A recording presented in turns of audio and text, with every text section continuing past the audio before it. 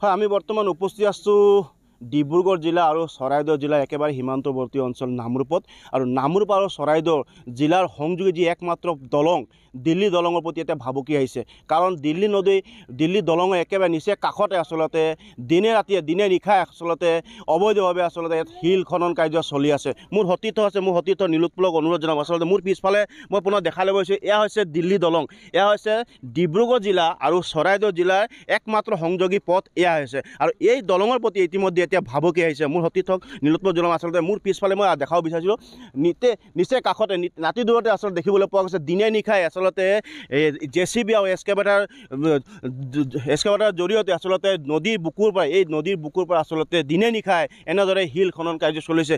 নিৰ্বিকাৰ বন বিভাগ, নিৰ্বিকাৰ স্থানীয় প্ৰশাসন আচলতে দিনে নিশাই এনেদৰে আচলতে শিল খনন কাৰ্য চলি থকা পাছতো আচলতে দেখিবলৈ পোৱা গৈছে বন বিভাগ নিমাত। কিয় তেওঁলোকে আচলতে এই বিষয়টোৰ ওপৰত তেওঁলোকে মাত মতা নাই? কাৰণ যিহেতু এই প্ৰকৃতিক ভাৰসাম্যত থকা এটা অঞ্চল আৰু অসম চৰকাৰে আচলতে ইয়াক এটা পৰ্যটনস্থলী হিচাপে ঘোষণা কৰিছিল, যাতে এই স্থানলৈ পৰ্যটকসকল আহিব। কিন্তু এতিয়া দেখিবলৈ পোৱা গৈছে যেনেদৰে আচলতে দিনে নিশাই ইয়াত শিল খনন কাৰ্য চলি আছে, তাৰ পৰা এটা কথা একদম সম্পূৰ্ণ স্পষ্ট হৈ পৰিছে। আচলতে এই যি পৰ্যটনস্থলী হিচাপে যি চৰকাৰে ঘোষণা কৰিব চেষ্টা কৰিছে, কিন্তু তাৰ প্ৰতি এক প্ৰকাৰ ভাবুকি আহিছে। আমাৰ লগত স্থানীয় ৰাইজ আছে, আছুৰ বিষয়ববীয়াসকল আছে, সাংবাদিক বন্ধুসকল আছে। আমি তেওঁলোকৰ লগত পোনপটীয়াকৈ কথা পাতিম। আচলতে দেখিবলৈ পোৱা গৈছে বিভিন্ন সময়ত এই স্থানৰ পৰা আচলতে এই কাৰ্যৰ প্ৰতি আচলতে স্থানীয় সাংবাদিকসকলে বিভিন্ন ধৰণৰ বাতৰি প্ৰকাশ কৰিছিল, কিন্তু তাৰ পিছতে আচলতে বন বিভাগ তথা স্থানীয় প্ৰশাসনে কোনো ধৰণৰ ব্যৱস্থা গ্ৰহণ কৰা দেখিবলৈ পোৱা নাই। আমাৰ লগত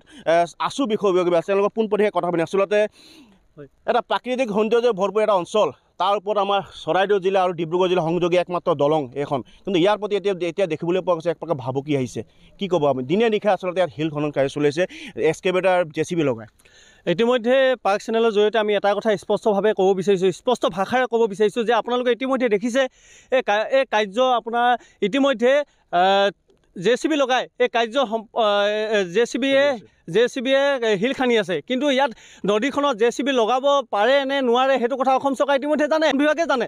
কিন্তু এই যিসকল অসাধু ব্যৱসায়ী আছে, বন বিভাগক মেনেজ কৰি পেলাই JCBয়ে শিল খনন কাৰ্যসূচী কৰি আছে। কিন্তু আমি এটা কথা কৈ দিব বিচাৰিছোঁ যে নদীত কেতিয়াও JCB লগাব নোৱাৰে, সেইটো চৰকাৰেও জানে, সেইটো বন বিভাগেও জানে, সেইটো সকলোৱে জানে।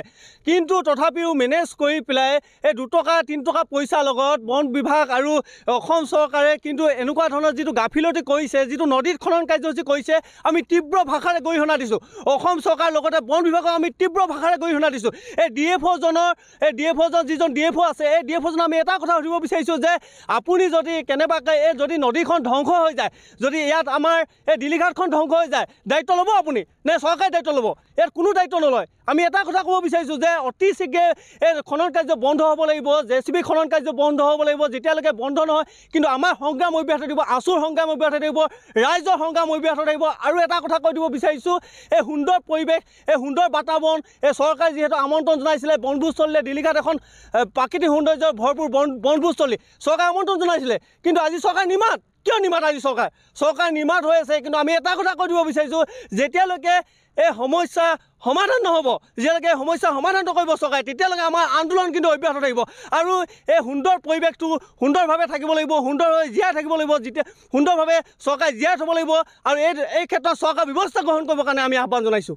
ধন্যবাদ থাকিল। আপোনাৰ ওচৰত আহিছোঁ। আচলতে নিচে কাষতে দিলীঘাট দলংখন আছে, একমাত্ৰ যাতায়াতৰ পথ চৰাইদেউ জিলা আৰু ডিব্ৰুগড় জিলা। তাৰ নিচে কাষতে এনেদৰে দিনে নিশাই আচলতে শিল খনন কাৰ্য চলি আছে। কোন জড়িত হ'ব পাৰে? কোন ইয়াৰ কাৰণে দোষী?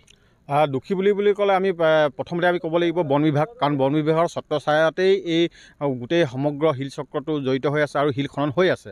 ইয়াত হাতেৰে তেখেতলোকে শিলৰ কালেকশ্যন কৰিব পাৰে, কি তেনেধৰণৰ নিবিদা ইয়াত গ্ৰহণ কৰে আৰু নিবিদাজনে চৰকাৰে ৰাজহ সংগ্ৰহ কৰি থাকে। কিন্তু ইয়াত যি আমি পৰিৱেশ দেখিছোঁ যে বিগত এমাহ ধৰি বনভোজ আৰম্ভ হোৱাৰ লগে লগে শীতকাল আৰম্ভ হোৱাৰ লগে লগেই ইয়াত JCB নামি পৰে। আৰু JCB নামি পৰাৰ লগে লগে এইখন এখন সৰু নদী, এই নদীখনৰ শিলসমূহ যেতিয়া খান্দি গৈ থাকে, তেতিয়াহ'লে এই নদীখনৰ গতিপথটো চেঞ্জ হৈ যাব, সলনি হৈ যাব। আৰু গতিকে এই নামৰূপৰ আশে পাশে থকা, নামৰূপ বুলিয়ে নহয়, নামৰূপৰ পৰা চৰাইদেউৰ আশে পাশে থকা যিখন গাঁও আছে, যিখিনি চাহ বাগান আছে, তালৈও সংকটৰ সৃষ্টি হ'ব। ইয়াৰ লগে লগে এটা কথা মন কৰিবলগীয়া যে দিলীঘাট দলংখন 4 কোটি টকাৰে নিৰ্মাণ কৰিব, কাৰণ নাতি দূৰতে ইয়াৰ শিল খনন হৈ আছে। গতিকে আমি কওঁ যে বন বিভাগে ইয়াৰ বাবে দায়ী। আৰু এটা কথা কৈ ল'ব বিচাৰোঁ আচলতে যিহেতু চৰাইদেউ জিলা মই পুনৰবাৰ কৈছোঁ যিহেতু চৰাইদেউ জিলা আৰু ডিব্ৰুগড় জিলা সীমামূৰীয়া অঞ্চল ডিব্ৰুগড় জিলা বন বিভাগ কাৰ্যালয় নাতি দূৰতে আছে চৰাইদেউ জিলা বন বিভাগ কাৰ্যালয় আছে তাৰ পৰা প্ৰায় 100 মিটাৰ হ'ব 100 মিটাৰকৈ 150 মিটাৰ দূৰত্বত আচলতে এনেদৰে দিনে নিশাই শিল খনন কাৰ্য চলি আছে কিন্তু নিমাত বন বিভাগ নিমাত জিলা প্ৰশাসন এই ক্ষেত্ৰত আচলতে কোন দায়ী আমি এই সকলো বিষয় আমি আচলতে পৰৱৰ্তী প্ৰতিবেদন আমি সকলো বিষয় আমি ফাদিল কৰিম আচলতে এই বিষয়ৰ লগত কোন কোন জড়িত হৈ আছে